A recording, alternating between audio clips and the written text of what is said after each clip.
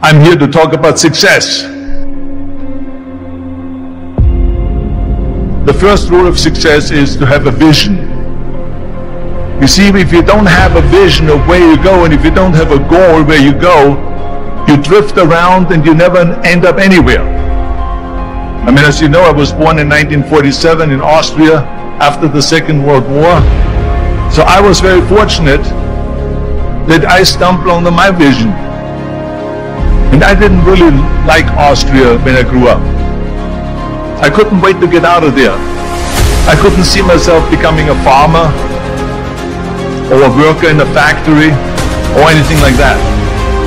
Even though my parents wanted me to stay there and have a normal life. But that was their vision, not mine. My vision was totally different. I felt that I was born for something special, for something unique, for something big. Then one day I went to school, I remember I was 11 years old, and they showed a documentary about America. And there they showed in this documentary the huge skyscrapers, the high-rises, the huge bridges, the 6-lane freeways, and all of this stuff, and I said to myself, that's where I want to be. I don't want to be around here with little farmhouses and little buildings. I want to be in America. One day after school I walked by a store in Graz. So I went inside and I looked around, and then I saw a magazine. I saw a bodybuilding magazine that had Reg Park on the cover. Reg Park was then a 3-time Mr. Universe. And I saw him on the big screen as Hercules. I read that and I said to myself, wow, this is the blueprint for my life. This is exactly what I want to do. I want to become a bodybuilding champion just like Reg Park. I want to get into movies just like Reg Park. And I want to make millions of dollars and be rich and famous just like Reg Park. You know how great it felt that I knew where I was going? Imagine the majority of people don't know where they're going. I knew where I was going. That I'm going to become this bodybuilding champion just like him. So it was just a question of how do you do it? I was so relieved because when you have a goal, when you have a vision, everything becomes easy. So people always ask me, when they saw me in the gym in the pumping iron days, they say, why is it that you're working out so hard? 5 hours a day, 6 hours a day, and you have always a smile on your face. And I told people all the time, I said, because to me, I'm shooting for a goal. In front of me is the Mr. Universe title. So every rep that I do gets me closer to accomplishing that goal, to make this goal, this vision turn into reality. Every single set that I do, every repetition, every weight that I lift will get me a step closer to turn this goal into reality. So I couldn't wait to do another 500-pound squat. I couldn't wait to do another 500-pound bench press. I couldn't wait to do another 2,000 reps of sit-ups. I couldn't wait for the next exercise. At the age of 20, I went to London and I won the Mr. Universe contest as the youngest Mr. Universe ever. And it was because I had a goal. So let me tell you something, visualizing your goal and going after it makes it fun. You've got to have a purpose no matter what you do in life. You've got to have a purpose. 74% hate their job in America. Now there's not much different when you come to Europe. The majority of people don't like what they're doing because they're really not doing it because they didn't have a goal and they followed this goal. They just aimlessly drift around and then all of a sudden there's a job opening so they get their job because you have to work. But then when you work, it's a chore. It's work. It's not fun. So if you think about only a quarter of the people really enjoy what they're doing in life. That is unbelievable to think about it. So I felt so blessed that I knew what I was doing. It's like a medical student that studies and knows he wants to become a doctor. You know where to go. And the same thing is also in politics. I remember that in politics, I had a very clear vision that I will be the leader of California. This is as far as I could go because I was not born in America, so I could not run for president. So being the governor of the fifth largest state, or I should say the largest state, the fifth largest economy in the world, was for me really the ultimate title, the ultimate accomplishment in politics. So even though people came up to me and says, why don't you go and run for something smaller, you're never gonna make it. I ran for governor, and then 2 months later I became governor of the state of California. Again, because I had a very clear vision what I'm gonna do with California.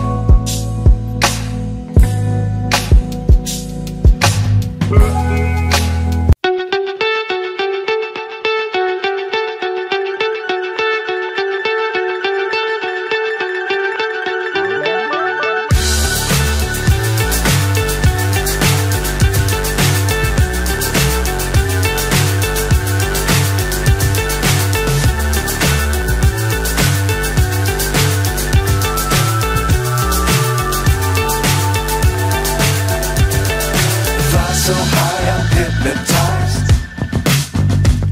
What's up is down, what's left is right. Chasing stars and holding you. I can't see the end, but we'll see it through.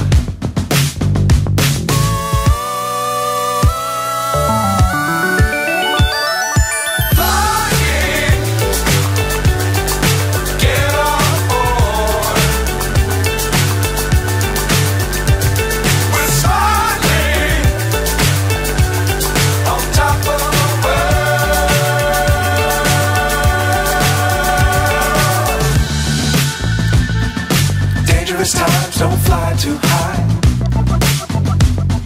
Be sure to keep the ground in sight. Fly forever if you keep it tight. Love the world but keep the sky on your mind. Fly.